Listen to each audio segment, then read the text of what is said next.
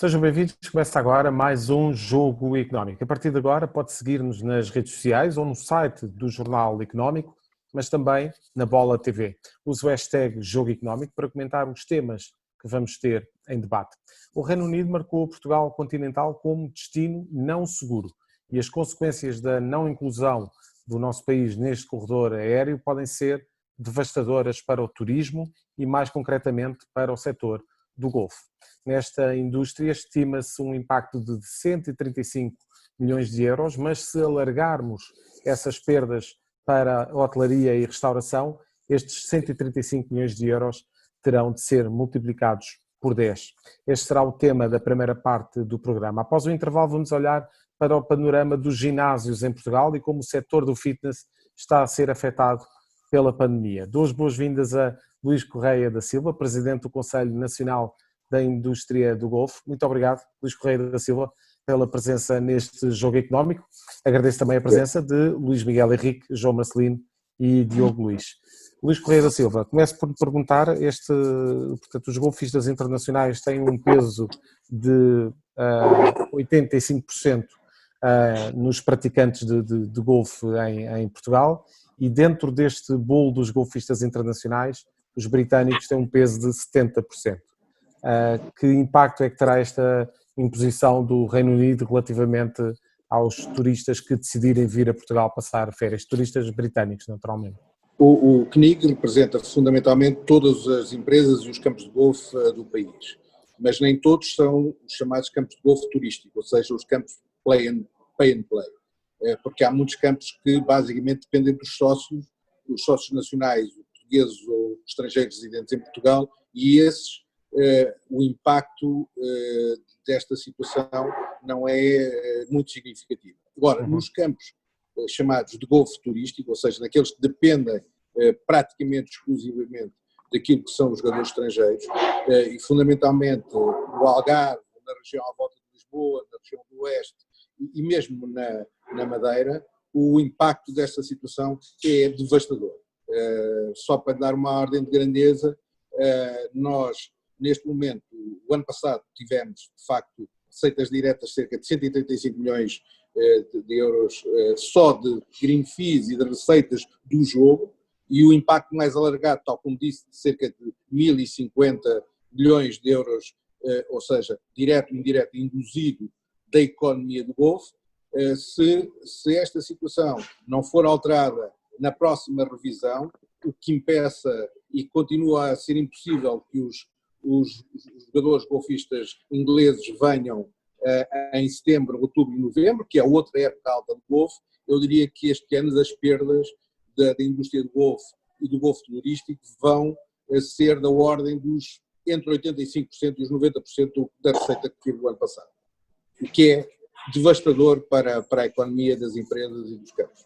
Eu não resisto a perguntar-lhe, a Luís Correia da Silva, o que é que falhou para que esta situação acontecesse? Muitos falam de alguma falha da diplomacia portuguesa. O que é que, no vosso entender, não foi feito para que Portugal não entrasse, pelo menos, nesta lista inicial? Olha, eu a resposta que dou direta, embora neste momento ir ao encontro de descobrir quem foram os culpados não nos vai resolver o problema, mas há uma coisa que nós temos a certeza. Do ponto de vista da área da indústria turística, nós fizemos tudo o que nos foi pedido e mais do que foi exigido para que os hotéis, os campos de golfe, os agentes de viagens, os rentacares, os restaurantes tivessem as medidas de prevenção e de cuidado e de segurança que pudessem receber os turistas estrangeiros, e os britânicos em particular, da forma mais protegida. E, portanto, nesse sentido, nós não consideramos que tenhamos sido minimamente pouco precavidos ou que haja alguma situação de insegurança que decorra daquilo que foi pedido às empresas.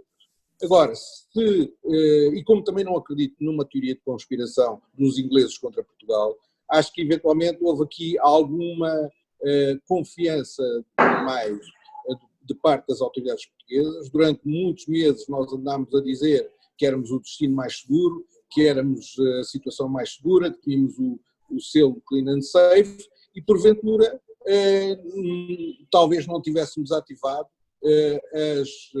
as negociações, os contactos com as entidades relevantes no Reino Unido e com a Embaixada do Reino Unido em Portugal, no sentido de mostrar os argumentos que agora estamos a mostrar. Ou seja, em vez de dizermos que, de facto, temos todas estas condições, deveríamos tê-lo feito 15 dias ou um mês antes de, eventualmente, esta questão ser levantada.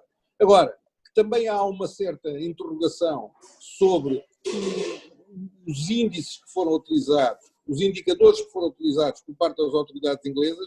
Isso também é verdade. E, portanto, eu, como não estive nessas negociações e não acompanhei essas situações, tendo a não fazer juízo de valor, e o que me estou preocupado é que no dia 27 deste mês, esta situação seja revertida o máximo possível, para que, já não acredito que nós possamos ter qualquer tipo de vantagem nos meses de julho e agosto, mas pelo menos para a época de golfe, que é de setembro, outubro e novembro, que possamos voltar a ter ingleses nessa época e, eventualmente, minorarmos o impacto brutal que isto ia ter nas empresas e na indústria do golfe. João Marcelino, tendo em conta aquela que é a época alta e que o Luís Correia da Silva acabou de definir, que é a partir de setembro, a época alta do golfe, acreditas que uma eventual inclusão de Portugal agora na próxima revisão, dia 27 de julho, poderá ser benéfica para quem vive do golfe em Portugal e para os outros setores que beneficiam desse impacto? Benéfica seria sempre.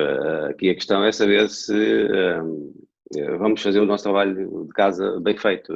Isto tudo tem um nome, que há, para além dos dados, que são factuais, dos casos por milhão de infectados por milhão de habitantes, o que nós temos aqui é um trabalho de lobby que não foi feito. Eu posso lhes dizer, por exemplo, que nas Baleares, Mallorca, Menorca e Ibiza, que vive muito o turismo alemão, houve contactos muito, muito, muito intensos. E chegou a ir um avião de técnicos alemães perceber as condições que havia nas ilhas para reativar o turismo. Ou seja, quando nós confiamos demasiado, porque temos essa maneira de ser, em que tudo estaria a correr bem. E, portanto, provavelmente não estava, como vemos agora, no combate no âmbito da saúde, mas também não estava na mensagem que estávamos a fazer passar lá para fora. Portanto, eu acho que é isso que nós temos que retirar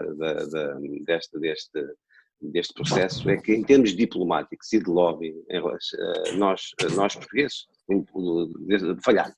E não falhamos em tudo. Dou-vos o caso do futebol e da atração da Champions a Portugal, porque aí entrou o bom trabalho que a Federação Portuguesa de Futebol, nesse setor específico, consegue fazer. E, portanto, é esse trabalho que nós devíamos ter feito em todos os setores. E não fizemos, e não adianta agora estar a diabilizar digamos, a decisão das autoridades britânicas. Para quem nos está a ouvir enfim, não está muito por dentro disso, eu gosto sempre de fazer essa, digamos, de fazer perceber as coisas às pessoas. Os turistas britânicos não estão impedidos de vir a Portugal. O que acontece é que se vierem, se voltarem, têm de quarentena e, portanto, obviamente, eu não iria, eles também com certeza que não irão. Esperemos que na Madeira e nos Açores que as coisas corram normalmente, mas em Portugal continental, obviamente que a economia do setor vai ser muito afetada, e quanto mais depressa as autoridades portuguesas puderem reverter esta decisão, que não afeta obviamente o golfe, afeta o turismo de uma forma geral em Portugal, melhor. Luís Miguel, o que é que não foi feito e que podia ter sido? Eu estava a ver estas intervenções e estava a lembrar aquela frase do Ricardo Araújo Pereira: eu vejo-os falam, mas não os vejo a fazer nada. Isto era o que se tinha pensado a brincar. Isto é, há um determinado momento em que se confiou demasiado no discurso e não menos na prática. E deveria-se ter exposto, e o João resumiu, um exemplo do que foi bem feito, um exemplo, se calhar, daquilo que não aconteceu e que deveria ter sido feito. Agora, acho que sim, a época do golfe não é o agosto, ninguém vai jogar golfe com 38 ou 40 graus, é importante, mas ainda há muito para recuperar, ou pelo menos para não perder. E se pelo menos alguma coisa pode decorrer daqui é aprender não só com aquilo que se fez bem, mas particularmente não cometer os mesmos erros e ser bastante mais proativo e não meramente reativo no discurso. E particularmente, acho que esse é o grande ensinamento que fica desta lição. E volto a dizer, já fizemos isso no passado em programas, o golfe, hoje fala-se muito no turismo em Portugal e a grande bola, etc. Mas atenção, o golfe sempre foi uma grande âncora do turismo em Portugal. E é preciso, no mínimo, ser agradecido por tudo aquilo que sempre contribuiu e que irá continuar a contribuir se porventura algum dia a moda de Lisboa e outros sítios saírem. Há uma âncora que existe e o golfe é com certeza uma grande âncora do turismo em Portugal. Já agora, se eu posso adicionar só uma pequena coisa, a urgência, quer dizer, eu falei do impacto do golfe, mas é preciso ter a noção que o impacto sobre o turismo português, nesta época da falta dos turistas britânicos e ingleses em geral, é um impacto devastador para o turismo em geral, em julho e em agosto. E a questão que é fundamental da resolução imediata, eu acho que devíamos estar todos no terreno neste momento a trabalhar nesse sentido, é que basicamente o problema que existe é que os turistas não chegam a Portugal a nado, têm que vir de avião. E se as companhias aéreas não tiverem a capacidade de perceber que os seus clientes estão disponíveis para viajar para um determinado destino, não põem frequências, não põem voos. E se no dia 27 deste mês não for revertida esta situação de Portugal, a escalada de cancelamentos para tudo o que seja férias em Portugal em setembro, outubro e novembro, incluindo férias de golfe, vai ser brutal e imediato, porque não há aviões, porque não há clientes e, portanto, as consequências vão ser terríveis para a indústria do golfe, obviamente, porque é a época alta do golfe, mas para a indústria turística em geral, começando por Lisboa, o Algarve, na Madeira, etc, etc. Portanto, neste momento, há dois ensinamentos que eu acho que são fundamentais. Primeiro, ir para o terreno imediatamente e fazer aquilo que não fizemos, eventualmente, ou que deveríamos ter feito melhor para reverter esta situação. E segundo, há um ensinamento estratégico e de mais longo prazo que nós deveríamos aprender, que é, durante muitos anos, o Governo, o Turismo de Portugal, os empresários, portanto, todos tivemos a boca sempre com indicações que era muito importante diversificar os mercados, ir para outros mercados na Europa, etc, etc, e o resultado foi que, efetivamente, ainda pouco fizemos nesse sentido. E, portanto, tanto no golfe como nos outros mercados, a nossa dependência dos ingleses é muito elevada e, portanto, o que significa que não é que iremos deixar de ter tantos ingleses como temos agora. O que temos que ter é muito mais de outros turistas oriundos de outros países da Europa que têm diversificar mais esse mercado, não é? É isso. Diogo Luís, é importante este aspecto que o Luís Correia da Silva falou agora, de alguma diversificação em termos daquilo que é o público-alvo que pode vir praticar golfe a Portugal. Esse é um trabalho que também tem de ser feito, sim, para não estar tão dependente. Tem que ser feito por todos. Tem que ser feito por todos. Exatamente. Não é apenas pelo Governo ou pelo Turismo de Portugal, é dos empresários também. Uhum. Sem dúvida, e reparem, nós temos vindo a falar aqui ao longo dos programas que um bom líder, e falamos do desporto, e fazemos o paralelismo agora do desporto, neste caso para o Governo. Um bom líder tem que antecipar cenários, e a verdade é que nós não antecipámos cenários nenhuns, nós relaxámos à sombra da bananeira, estava tudo a correr bem, éramos o país exemplo, e de repente quando acordámos recebemos uma bomba dentro do nosso país, e portanto, acima de tudo temos que perceber que as coisas nem sempre são assim tão claras, temos que continuar a trabalhá-las, temos que continuar a passar a mensagem correta, temos que diversificar e equilibrar a nossa carteira de clientes, entre aspas, porque isto é que é uma realidade. Nós temos clientes que vêm de fora e que vêm para usufruir das nossas condições excepcionais que temos de clima, de hospitabilidade, de restauração.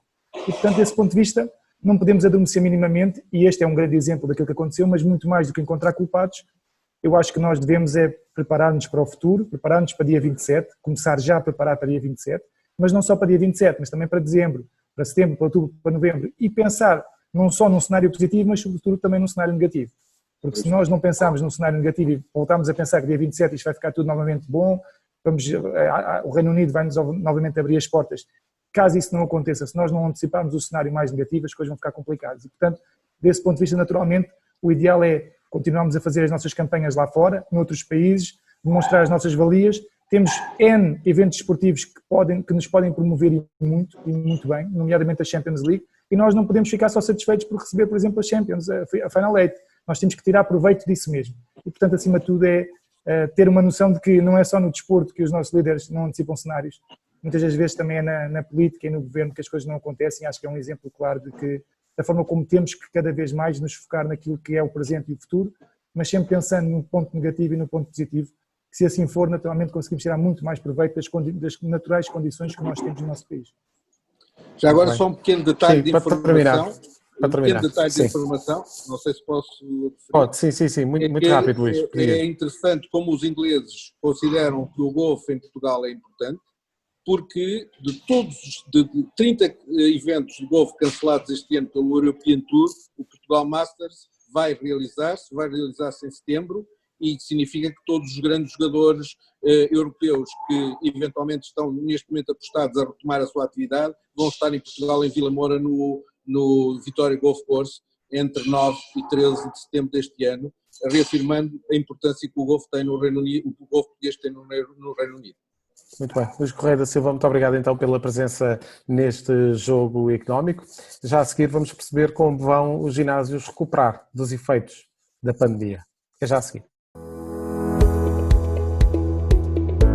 Ações e obrigações, investimento e poupança, BCE e FED, resultados e empresas, análise e gráficos. Analisamos isto tudo e muito mais todas as semanas no Mercados em Ação do Jornal Económico. Temos analistas de topo em estúdio e em direto de Londres, Washington e de vários pontos do globo. No Espaço Empresas convidamos líderes de negócios que marcam a diferença em Portugal e lá fora. Contribuímos ainda para a literacia financeira com a palavra da semana. Não percam Mercados em Ação nos sites e nas redes sociais do Jornal Económico. Estamos de volta neste jogo económico para analisar como vão os ginásios recuperar após o impacto da pandemia. Assim contamos com a presença de José Carlos Reis, presidente da AGAP, Associação de Ginásios e Academias de Portugal. Muito obrigado, José Carlos Reis, pela presença neste jogo económico. Começo por perguntar alguns dados e algumas considerações relativamente ao último inquérito sobre o impacto da SARS-CoV-2 no setor nacional do fitness. Houve uma expressão que retive neste estudo que nos disponibilizaram e essa expressão foi impacto devastador. Boa tarde, obrigado pela possibilidade de partilha. Na realidade, este estudo é demonstrativo do impacto devastador que esta pandemia teve no nosso setor. Estamos a falar em quebras de perto dos 90% quando comparados ao segundo trimestre e 80% só no mês de junho.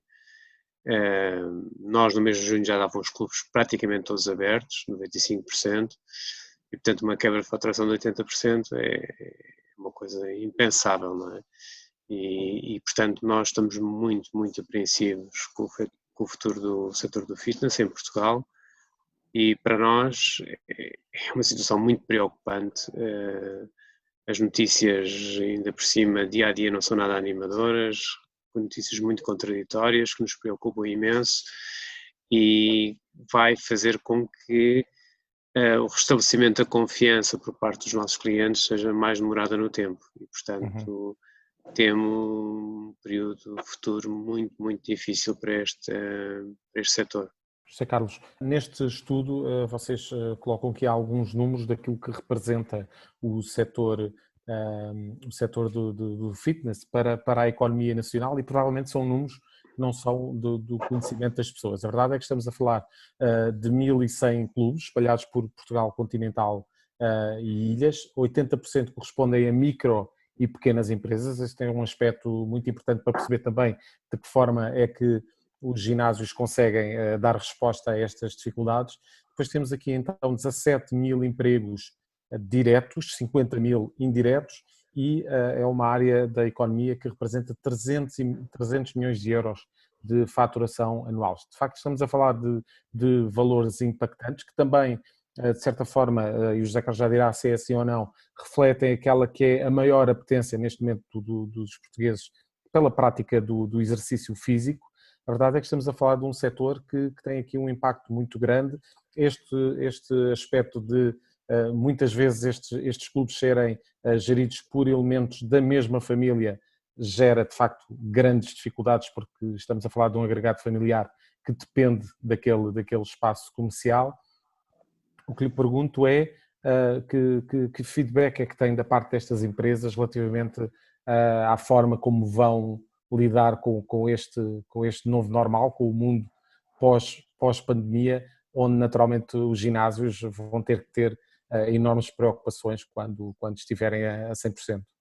Esse número dos 1.100 são 1.100 associados, mas em Portugal há cerca de 1.300 clubes, portanto há cerca de 200, uma pequena franja que não é associada Não está na AGAP. Na AGAP. De qualquer forma, é uma amostra muito representativa, é a Associação Europeia e Mundial com mais representatividade e na realidade esta característica de serem empresas, a maioria delas de caráter familiar, de pequenos clubes, em pequenas localidades, em algumas regiões de cidades mais pequenas, em que praticamente toda uma família depende da economia desse negócio, é extremamente preocupante.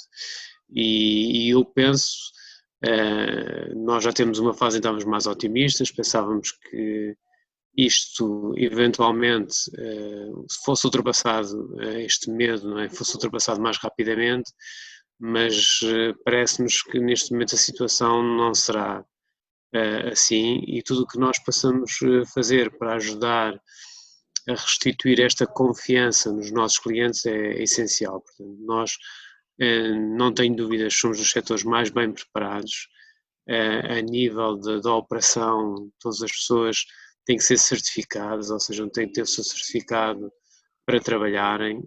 A maioria deles são licenciados, são pessoas com um nível de qualificação elevado e, portanto, estão bem apetrechadas para vencer estas dificuldades.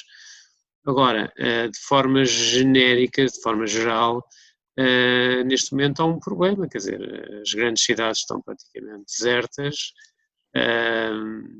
as pessoas não estão a ir trabalhar e, portanto, isto não há solução nem para nós, nem para, penso eu, para nenhum setor neste momento. E isto é preocupante. Eu acho que tudo deve ser feito por nós e por todos os intervenientes da economia no sentido de restabelecer a normalidade o mais rapidamente possível, não é? Porque não vai ser fácil nós conseguirmos ultrapassar estas dificuldades. A maior parte dos clubes, posso-vos garantir que a maior parte dos clubes neste momento não fatura para o valor da renda que paga, a renda do espaço. Depois há as rendas dos equipamentos, há uma série de obrigações legais que nós temos que ter, o responsável técnico, toda a parte da manutenção que tem que ser certificada, seja os AVACs, seja as águas, seja o tratamento das águas, seja o que for. Portanto, há uma série de custos que um equipamento destes é obrigatório por lei a ter e que neste momento a maior parte das empresas do setor nem faturam para pagar a renda do espaço. E, portanto, isto é uma situação mesmo muito, muito grave e estamos mesmo muito apreensivos com isto. Que respostas é que têm tido por parte das autoridades? É assim, nós temos uma boa relação com a nossa tutela, que é a Secretaria de Estado da Juventude e Desporto. Só que isto ultrapassa o âmbito da nossa tutela, não é? Portanto, isto são as medidas que nós solicitamos, são medidas que passam mais pela economia propriamente dita e as finanças, e que os ultrapassa. Eu penso que eles estão a fazer o seu trabalho.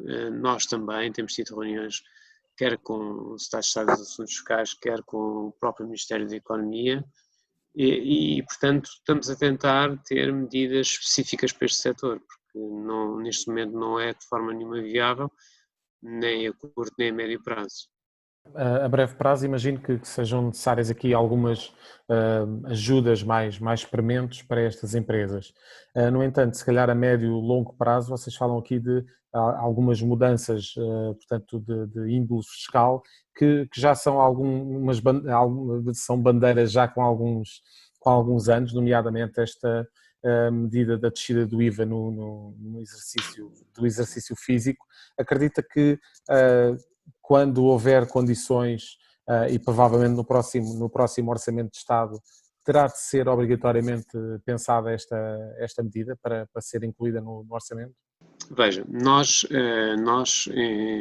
inclusive nós alteramos o nome da associação. Neste momento já não somos a AGAP, somos Portugal Ativo, somos uma associação de clubes de fitness e saúde. Ou seja, este link com a saúde é essencial e hoje em dia... A maior abrangência, não é, José Carlos? Exatamente. Não há qualquer hipótese das pessoas verem os clubes de fitness como entidades não promotoras de saúde.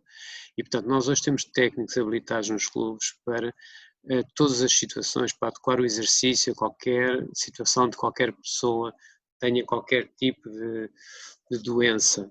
E, portanto, hoje em dia, mundialmente, e esta pandemia ainda relevou isto mais, que é o exercício é saúde e, portanto, se nós queremos poupar no Serviço Nacional de Saúde, não há outra hipótese do que apostar na maior atividade física dos portugueses. E, portanto, nós somos o país da Europa, que estamos na cauda da Europa comunitária em termos de atividade física. E, portanto, para alterar isto, uma das apostas que o Governo tem que fazer é no nosso setor, porque não é diretamente relacionado à atividade física com a promoção da saúde e da qualidade de vida das pessoas. E este link é essencial. E, portanto, não faz qualquer sentido que hoje em dia as atividades de saúde tenham 0% de IVA e que nós, promotores de saúde, tenhamos o IVA do tabaco e das bebidas alcoólicas, por exemplo, 23%. Isto não faz qualquer sentido. Nós também não pedimos para ir logo para a taxa zero, mas que nos ponham numa taxa reduzida de IVA. Acho que é fundamental, porque a capacidade, a possibilidade de ter mais pessoas a praticar exercício físico é o maior benefício que nós podemos dar ao nosso país, a todos os níveis, a nível até não só da saúde, como até da produtividade no emprego, da realização pessoal das pessoas, ou a melhoria da autoestima. Tudo isto tem um impacto, o exercício tem um impacto muito alargado na vida das pessoas, não é propriamente só nos índices de saúde. E, portanto, esta situação, uma situação que nós temos lutado muito, e esperamos que o Governo, de uma vez por todas, considere isto, até porque, se vocês virem no programa do Governo, uma das grandes metas deste Governo, nesta legislatura, é Portugal estar nos 15 países com mais atividade física da Europa. Como é que nós podemos mudar este paradigma se neste momento estamos, nós, a Bulgária e a Grécia, somos a cauda da Europa neste momento em termos de atividade física? Como é que mudamos este paradigma? Este paradigma só podemos mudar se tivermos cada vez mais clubes de fitness em todas as ruas, em todas as esquinas. Nós dizemos que é um ginásio em cada esquina, porque nós sabemos que as pessoas são muito relutantes a mudar, os portugueses são muito relutantes a mudar a sua vida. E ou conseguimos ter ginásios em tudo o que é sítio, clubes em tudo o que é sítio, para que as pessoas quase que sejam obrigadas a entrar no clube de fitness, como entram na padaria, como entram no café para tomar o café, facilitarmos o acesso o mais possível. Ou conseguimos isso, ou então nós não vamos nunca conseguir aumentar esta taxa de penetração do fitness em Portugal. Em Portugal, neste momento, apesar de termos subido muito nos últimos 2 anos, nós neste momento temos uma taxa de penetração de 7%. Na vizinha Espanha são 13%, na Alemanha são 17%, na França são 16%. Portanto, nós estamos com taxas de penetração ridículas, desculpem o termo, 7% é ridículo, quer dizer, e portanto, não há outra hipótese senão, e uma das questões que é muito importante é a baixa do IVA, principalmente para isto, para que os operadores tenham a possibilidade de abrir cada vez mais clubes e podermos estar disponíveis para todas as pessoas. Há um setor que ainda praticamente não entrou em Portugal, que é o setor, o budget, já temos muitos low cost, mas ainda há um setor que é o budget, que os preços ainda são mais baratos, em que são mais acessíveis a todas as pessoas. E, portanto, nós temos de ter consciência que o nosso rendimento per capita em Portugal é dos mais baixos da Europa, se não for mais baixo neste momento, e como tal, ou temos serviços de baixo valor para que todos possam usufruir, ou então é impossível, pessoas que têm ordenado mínimo, por muito barato que seja o ginásio, 20 ou 25 euros por mês, não podem ir a um ginásio. Portanto, ainda é um preço proibitivo. E, portanto, neste momento, há muitas cadeias do setor budget em toda a Europa, Alemanha, Holanda, Espanha, em que os preços são metade disto. E, portanto, nós temos que, de uma vez por todas, democratizar a prática do exercício no nosso país. E não há outra forma senão baixar aqui o IVA. Não há outra forma. Esta é uma forma essencial. Diogo Luís, como é que se muda este paradigma relativamente ao exercício físico em Portugal? Olha, um paradigma que tem muita importância. O José Carlos falou aqui de muitos pontos importantes, nomeadamente a saúde mental, saúde física, num período em que todos estivemos confinados em que houve, se calhar, tendência para muitas depressões. O exercício físico é fundamental para evitar tudo isto. É o bem-estar, é a qualidade de vida, a pessoa sentir-se mais viva, tem mais produtividade, é uma realidade, tem mais autoestima, tem mais confiança e, portanto, acho que o Estado e as autoridades competentes têm que ter a noção disso mesmo. A partir do momento em que têm a noção da importância não só do setor, não estamos a olhar para o setor, mas a importância da atividade física, tem que se criar aqui um plano que incentive as pessoas a praticarem desporto. E, praticando desporto, das duas, uma, ou fazem o ar livre por si mesmos, ou podem procurar os tais especialistas que são os ginásios. E para tornar isto tudo efetivamente com algum resultado, naturalmente os preços não podem ser os preços que atualmente se praticam, porque, como disse o Zé Carlos e bem, os nossos rendimentos comparados com o restante da Europa são muito mais baixos e, portanto, não podemos praticar, não podemos ter preços muito mais altos, porque senão fogem do nosso orçamento familiar. Então, temos que ter em conta esse fator e, acima de tudo, perceber que com a atividade física, se calhar, podendo perder alguma coisa em termos de impostos, vamos ganhar noutras, porque em termos de saúde, ganha-se num lado, mas não se tem tantas doenças, o Serviço Nacional de Saúde não está tão preenchido. Exatamente, e, portanto, não fica tão sobrecarregado, não é? Sem dúvida, sobrecarregado, e ficamos também com mais tempo e as pessoas ficam mais dispostas a trabalhar, mais dispostas a viver a sua vida normal. Se calhar, começando a praticar cada vez mais desporto, naturalmente as pessoas vão ficar com menos receio de tudo aquilo, daquela nuvem grande que o Covid existe em Portugal, com as devidas precauções, é verdade.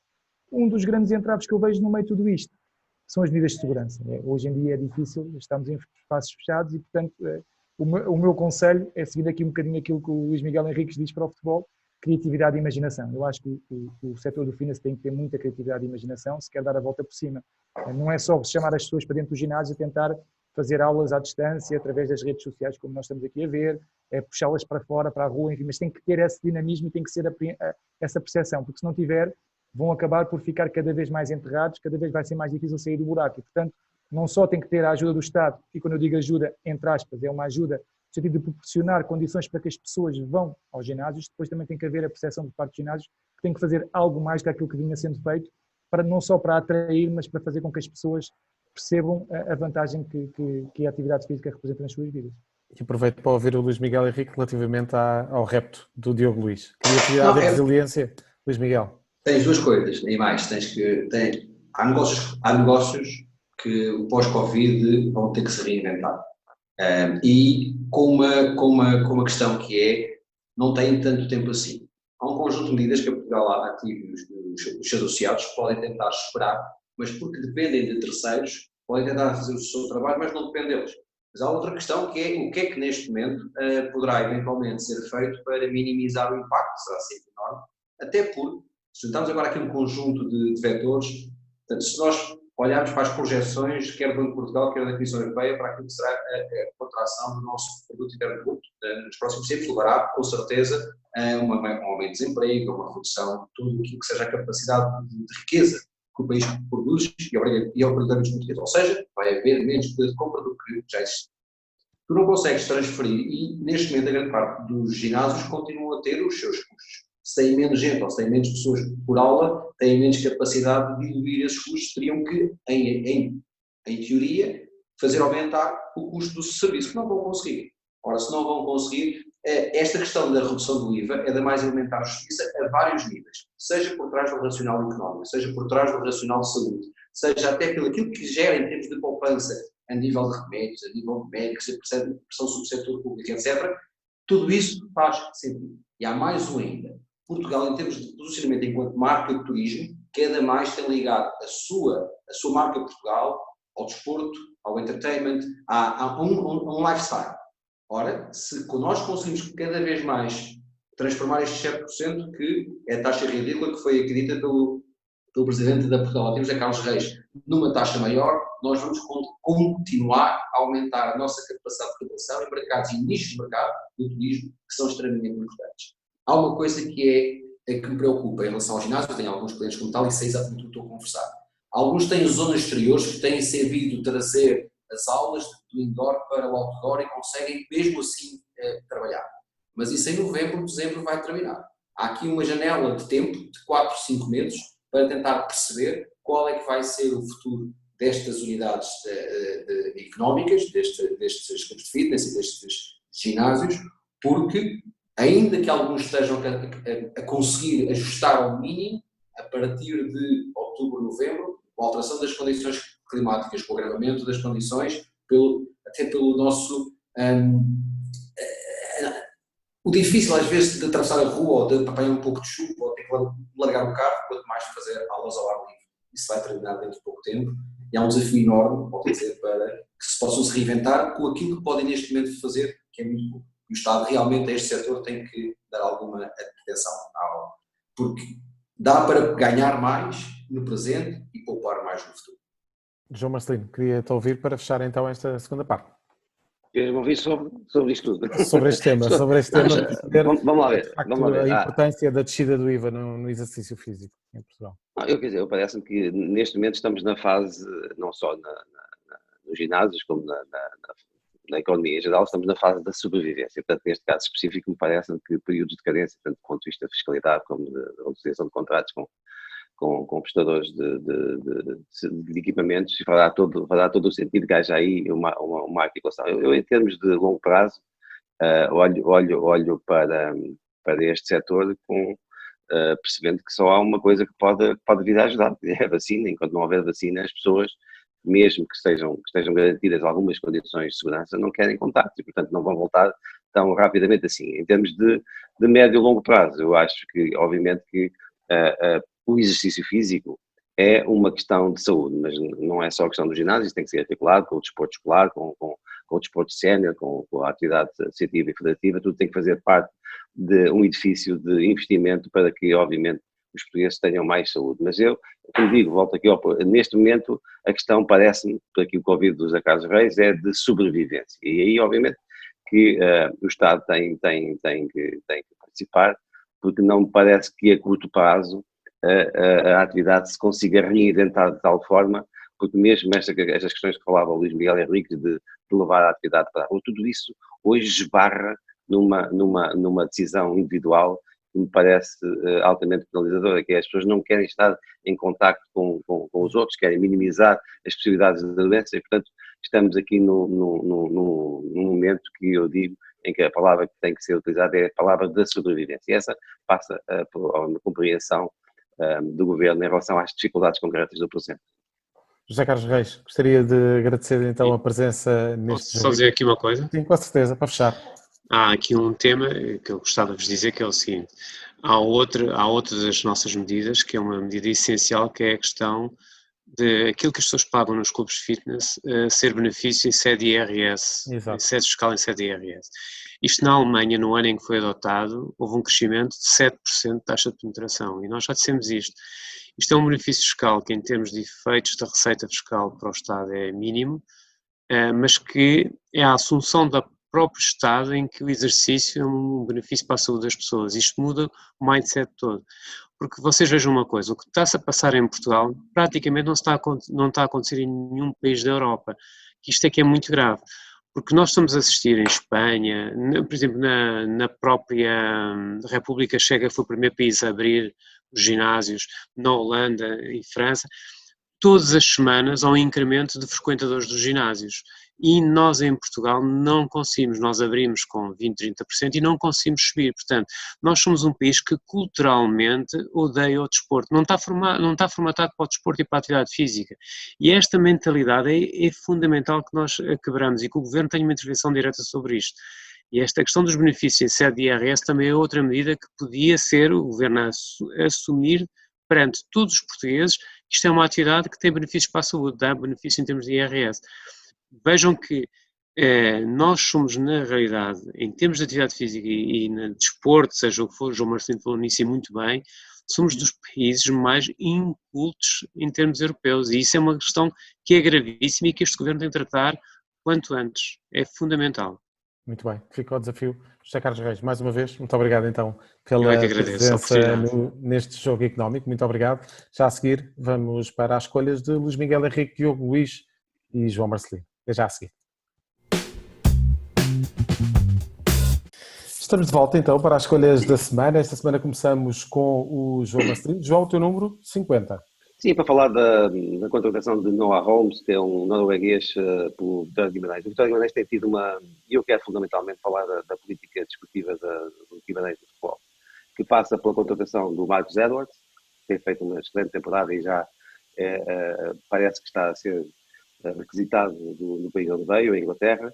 Falo do Abo Chavaka, que também é um internacional alemão que veio em janeiro para o Guimarães. Parece-me que é um clube que está muito atento ao jovem talento internacional, e eu acho que isso é distintivo e faz todo o sentido. Luís, 500. 500, muito dinheiro. 500 milhões de dólares por 10 anos de contrato para o quarterback do Kansas City Chiefs, e é o maior contrato de sempre da história do desporto, o que significa que não poderíamos deixar de parte isto. E conhecendo o Cristiano como conhece o espírito combativo, eu acho que é o número que ele vai andar atrás, já está sendo dedicado. Mas o futebol americano, e por aquilo que representa em termos de organização, em termos de capacidade de criação de riqueza, permite depois chegar a estes valores, e o futebol, o nosso soccer, o nosso futebol ainda está a anos-luz daquilo que se produz em termos de riqueza do outro lado do mundo. Diogo, o teu número é o 3. 3, porque são as principais 3 ligas das Big Five que ainda estão a decorrer, e a verdade é que nessas 3 ligas os portugueses estão a brilhar.